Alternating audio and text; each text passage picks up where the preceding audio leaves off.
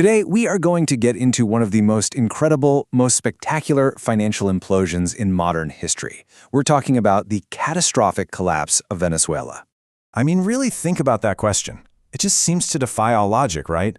How can a nation that is literally sitting on a geological lottery ticket, more oil than anyone, manage to engineer its own starvation? You've got this almost unimaginable wealth on one side, and on the other, a societal failure so absolute it wiped out 4/5 of the entire economy. The numbers are so extreme, they don't even feel real. So, to figure out how this happened, we're going to follow the chain of events. We'll start with their fragile oil economy and trace it all the way to a full-blown criminal enterprise. Here's how we're breaking it down. Okay, first things first, we have to start with the foundation of this whole story, the oil.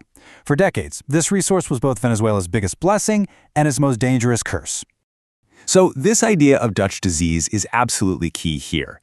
Basically, because Venezuela was making so much money from oil, its currency got super strong. And that made it way cheaper to just import everything. Food, medicine, cars, you name it. So they stopped farming, they stopped manufacturing, they just pumped oil. And this left the entire country completely dangerously dependent on that one single source of cash. So what happens when you take your only cash machine and then deliberately smash it with a hammer? Because that's basically what happened. The regime didn't just mismanage the oil industry. They systematically took it apart. And look, this wasn't some slow, gradual decline. No, this was a targeted purge. The government fired the people who actually knew what they were doing and replaced them with political loyalists. They started treating the state oil company like their own personal piggy bank, raiding its budget to pay off supporters and leaving all that critical infrastructure to just rust. And the result? It was an absolute catastrophe. Production just plummeted. It went from a peak of 3 million barrels a day all the way down to a measly 337,000. They had effectively turned off their own money tap. So, when global oil prices crashed in 2014, that piggy bank was completely empty. Now, with no oil money coming in, a normal government might, tighten its belt, cut spending. But the Maduro regime, they just started printing more money. And this kicked off a full-blown money meltdown. What came next was hyperinflation on a scale that is just mind-boggling. By 2018, the annual inflation rate hit an estimated 130,000%. The cash in people's pockets was losing value not by the day, but by the minute. I mean, think about this. It got so bad that waiters just stopped handing out menus with prices. Why? Because the price of your dinner would actually go up between the time you ordered it and the time you got the bill. It's an almost unimaginable way to live. The money became so worthless, it was literally cheaper than the paper it was printed on. People started using stacks of bills as napkins. Artists would take all this worthless cash and weave it into handicrafts, like purses and wallets, just to try and give it some kind of value. And this is where the story takes a turn. From a financial tragedy into a full-on humanitarian horror show. Because the regime discovered it could turn mass starvation into a very profitable business model and a powerful tool of political control. By 2016, the supermarket shelves were totally bare. A grim joke started going around called the Maduro diet, as 3/4 of the entire population lost a shocking amount of weight, most of them skipping meals every single day. So the government's solution was this thing called the clap box, a subsidized package of food. But this wasn't relief. No, it was a leash. See, they created the scarcity in the first place, then they controlled the only source of food. And then they used that control to reward loyalty and punish anyone who stepped out of line. If you protested, or if you lived in a neighborhood that voted for the opposition, you just didn't get a box. Simple as that. And of course, the whole thing was dripping with corruption.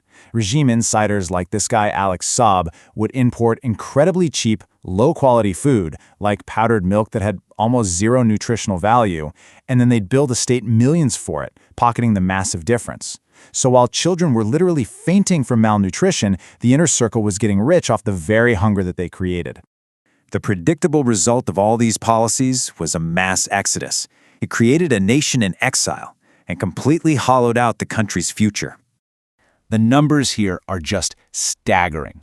Since 2014, something like 7.7 million Venezuelans, that's a full quarter of the entire population, have fled the country. It is the largest displacement crisis in the history of the Western Hemisphere, And it wasn't caused by a war. It was caused by economic policy. And think about who left. It was the doctors, the engineers, the teachers, the oil technicians. In other words, the very people you need to run a country. This wasn't just a loss of population. It was a catastrophic brain drain, a loss of the human capital you absolutely need for any kind of recovery. And you could see the direct consequences of this brain drain play out in real time. In 2019, the massive Guri Dam, the country's main power source, failed. Why? Because the experts needed to maintain it were gone. The entire country plunged into a week-long blackout. Doctors and hospitals had to watch patients die simply because the machines keeping them alive ran out of power. So, with the formal economy completely destroyed, the state itself transformed. It stopped acting like a government and started operating like a criminal enterprise, desperate to find new, illicit ways to make money. The regime basically turned into a gangster economy. They handed over control of illegal gold mines in the Amazon to military cronies and cartels, flew the gold overseas for untraceable cash, and even went into the drug trafficking business, using their power to run logistics for cartels. But here's the fatal flaw in a gangster economy. Loyalty isn't earned, it's bought. And what happens when you eventually run out of things to steal to pay for that loyalty? Well, it's a business model that is destined to collapse under its own weight. The damage here isn't just about money or GDP. It's social, it's demographic, it's institutional. Rebuilding from this is maybe the hardest work imaginable, because you can't get a refund on a stolen decade. You can't just bring back the millions of people who left.